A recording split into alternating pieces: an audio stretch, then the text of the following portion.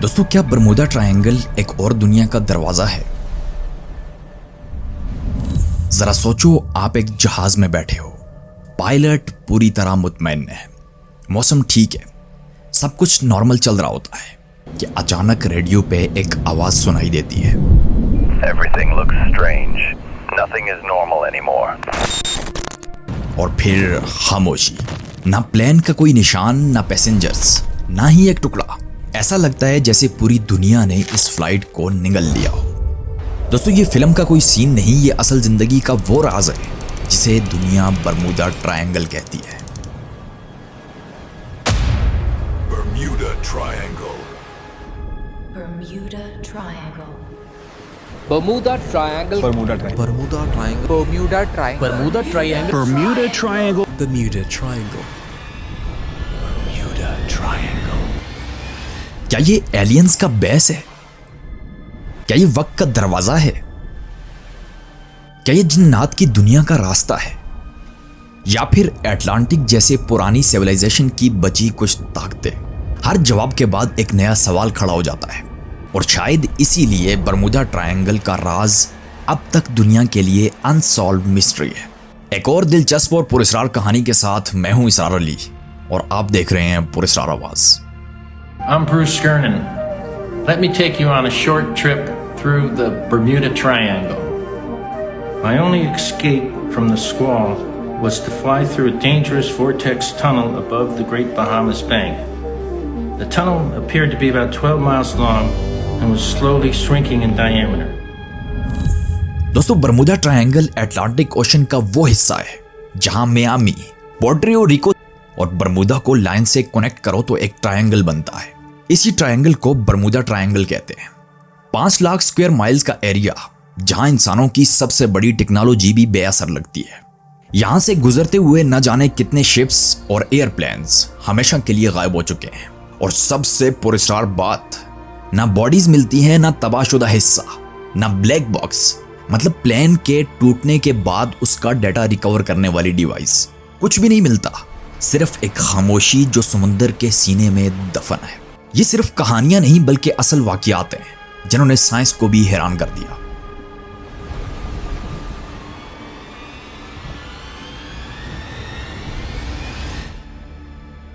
दोस्तों, Bermuda triangle को लोग अलग अलग नाम से याद करते हैं। Devil triangles, graveyard of Atlantic, और कुछ लोग कहते हैं कि ये इंसानों के लिए नो गो जोन है।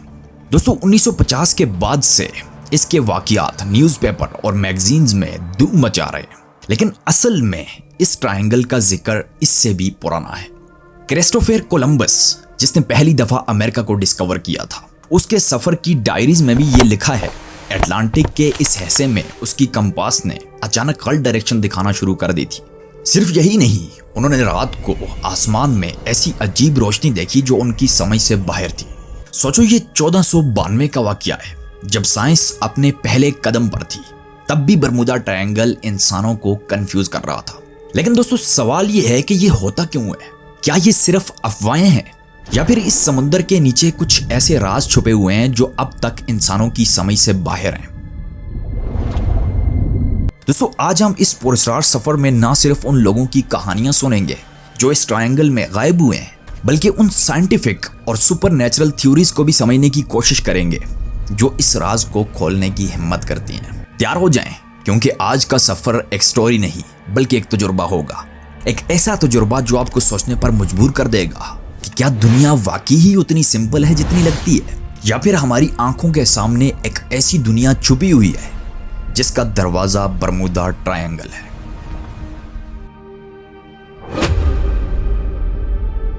दोस्तों, बरमूदा ट्रायंगल का राज सबसे ज्यादा इन 5 वाकयात ने गहरा कर दिया जो आज भी लोगों की समझ से बाहर है। आइए एक एक करके इन सब कहानियों को समझने की कोशिश करते हैं जो दुनिया की सबसे बड़ी मिस्ट्रीज बन चुकी हैं। फ्लाइट 19, 5 दिसंबर 1945, दुनिया का सबसे मशहूर और हैरत अंगेज वाकया। सेकंड वर्ल्ड वॉर खत्म हो चुकी थी। अमेरिका की नेवी के 5 बॉम्बर्स एक ट्रेनिंग मिशन पर निकले। मौसम ठीक था, लेकिन कुछ घंटे के बाद रेडियो पे एक आखिरी मैसेज रिकॉर्ड हुआ। Compass is not working. Everything looks strange. We don't know where we are. और फिर खामोशी। रडार से अचानक जहाज गायब हो जाता है। सबने सोचा कि शायद समुद्र में क्रैश हुए होंगे। रेस्क्यू मिशन भेजा गया। एक और प्लेन 13 क्रू मेंबर्स के साथ उड़ा और वो भी बरमूदा ट्रायंगल में गायब। आज तक ना फ्लाइट 19 का प्लेन मिला और ना रेस्क्यू प्लेन का एक टुकड़ा। टोटल 6 प्लेन्स और 27 इंसान हवा में समाये और दोबारा कभी नजर ना आए। USS cyclops. मार्च 1918 में एक बहुत बड़ा कार्गो शिप ब्राजील से अमेरिका आ रहा था। नाम था यूएसएस साइक्लोप्स। 542 फीट लंबा, 300 से ज्यादा क्रू मेंबर। ये शिप इतना बड़ा था कि उस वक्त की दुनिया का सबसे पावरफुल शिप माना जाता था। लेकिन जब ये बरमूदा ट्रायंगल के एरिया में दाखिल हुआ, ना रेडियो कॉल आई, ना एसओएस, ना कोई सिग्नल। 300 लोग, 10,000 टन मैग्नीज और यानी 10,000 टन कच्चा मेटल का माल जो स्टील फैक्ट्रीज के लिए होता था, ये सब कुछ और पूरे का पूरा जहाज हवा में घुल गया। आज तक साइक्लोप्स के बारे में कोई भी क्लू नहीं मिला और ये अमेरिका नेवी का सबसे बड़ा लॉस था जो किसी वार में नहीं बल्कि इस मिस्ट्री में हुआ था।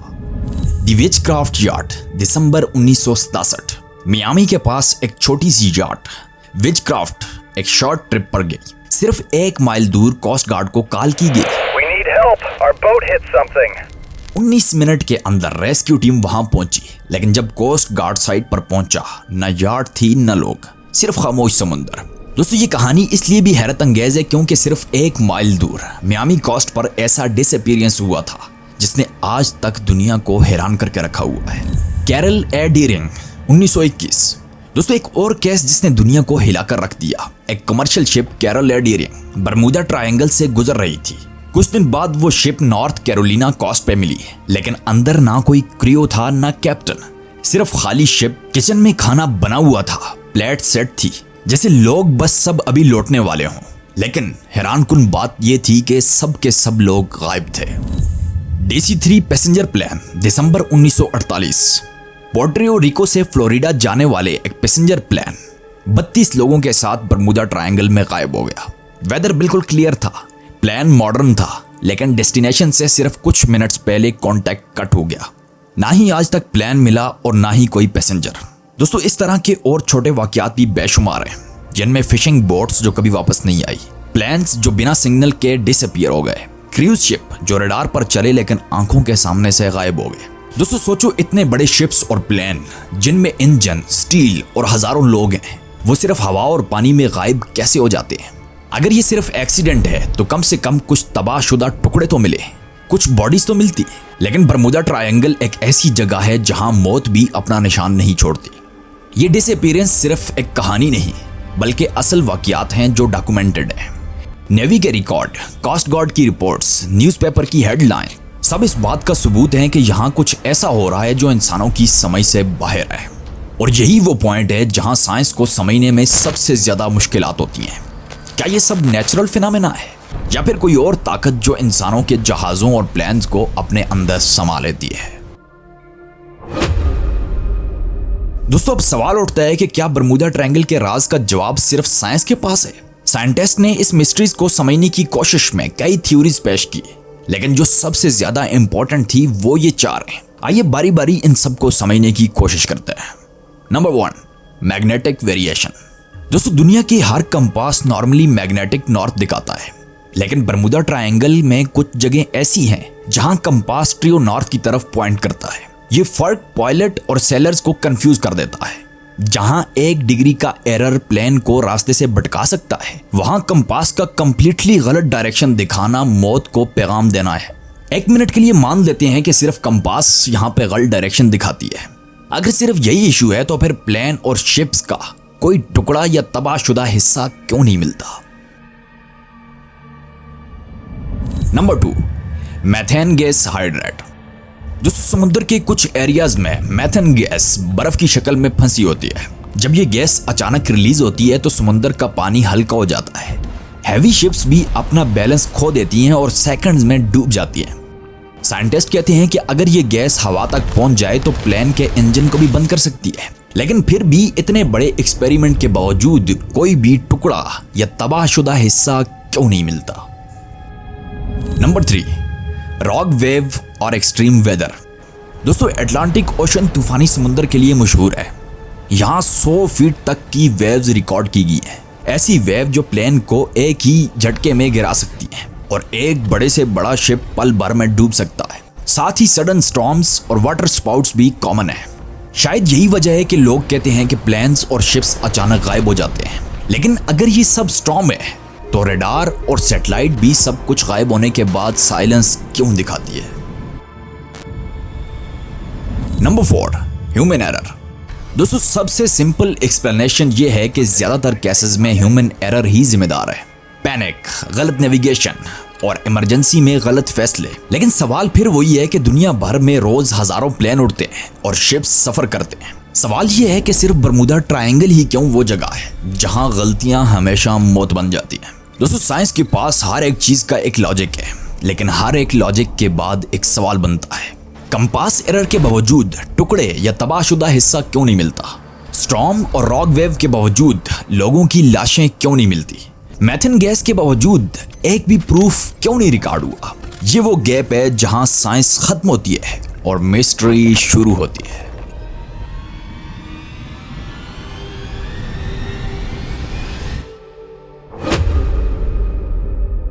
दोस्तों जब साइंस के जवाब अधूरे लगने लगते हैं तो इंसान अपनी सोच को एक और जहान की तरफ ले जाता है। वैसे तो बरमूदा ट्रायंगल के बारे में कई सुपरनैचुरल थ्योरीज हैं जो कि इस राज को और गहरा बनाती हैं, लेकिन आइए इसमें सबसे 4 कॉमन और खौफनाक सुपरनैचुरल थ्योरीज के बारे में बात करते हैं। Number 1, alien abductions. दोस्तों बहुत लोग मानते हैं कि बरमूदा ट्रायंगल समुद्र के नीचे एलियंस का एक छुपा हुआ बेस है। इस थ्योरी के सपोर्टर्स कहते हैं कि यहाँ से गुजरने वाले प्लेन्स और शिप असल में किसी समुद्री तूफान का शिकार नहीं होते, बल्कि एलियंस उन्हें अपने साथ ले जाते हैं। कई पायलट्स ने यूएफओ साइटिंग्स रिपोर्ट की हैं, जहां उन्होंने आसमान में ऐसे ऑब्जेक्ट देखे हैं जो नॉर्मल फिजिक्स को तोड़ देते हैं। शायद इसी वजह से फ्लाइट 19 और साइक्लोप्स जैसे वाकयात में एक टुकड़ा तक नहीं मिला। अगर एलियंस टेक्नोलॉजी टेस्ट कर रहे हैं तो बरमूदा ट्रायंगल उनका लेबोरेटरी हो सकता है।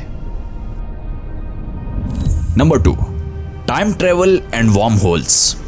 दोस्तों ये थ्योरी ये कहती है कि यहाँ एक इनविजिबल दरवाजा है जो वक्त और जगह की हदूद को तोड़ देता है। कुछ पायलट्स ने अपनी बुक में लिखा है कि उनका प्लेन अचानक एक धुंधली सुरंग में घुस गया।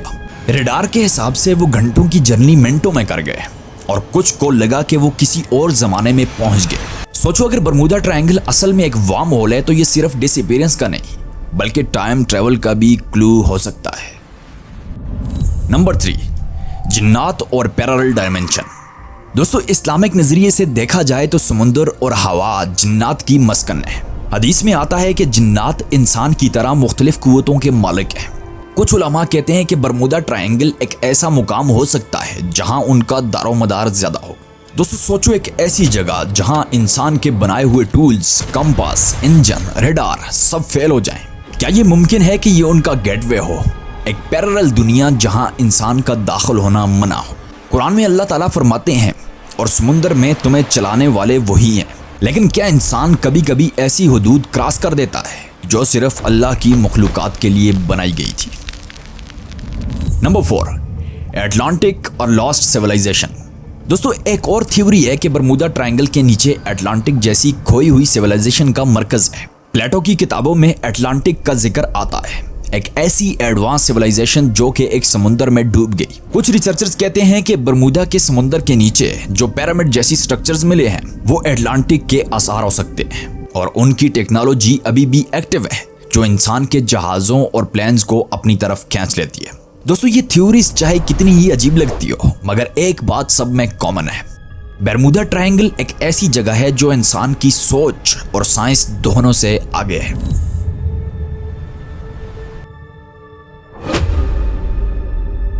दोस्तों दूसरी दुनियाओं के दरवाजों से लेकर एलियंस की बेस तक और खोई हुई सिविलाइजेशन से लेकर समुद्री जिन्नात के मस्कन तक बरमूदा ट्रायंगल के बारे में थ्योरीज बहुत हैं, लेकिन असल सच आज भी एक राज है।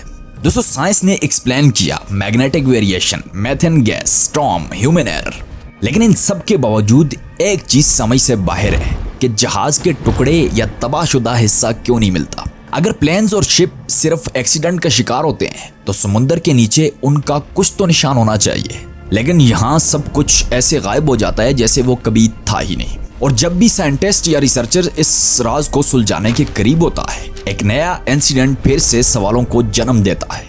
शायद इसलिए भी बरमूडा ट्रायंगल हमेशा दुनिया के लिए एक चैलेंज बना रहेगा। दोस्तों सोचो, अगर आपको एक दिन चांस मिले कि बरमूडा ट्रायंगल के ऊपर से गुजरना है, क्या आप हिम्मत करेंगे? क्या आप एक ऐसी जगह पर सफर करना पसंद करेंगे जहां से लौट आने की कोई गारंटी नहीं? या फिर आप भी उन्हीं लोगों की तरह सोचेंगे जो कहते हैं राज राज ही रहने दो? दोस्तों बरमूडा ट्रायंगल एक ज्योग्राफिकल जगह नहीं, बल्कि इंसान की क्यूरियोसिटी और खौफ का मरकज है। ये हमें याद दिलाता है कि चाहे साइंस कितनी भी तरक्की कर ले, दुनिया में अब भी ऐसे हजारों राज छुपे हुए हैं जो इंसानों की समझ से बाहर हैं।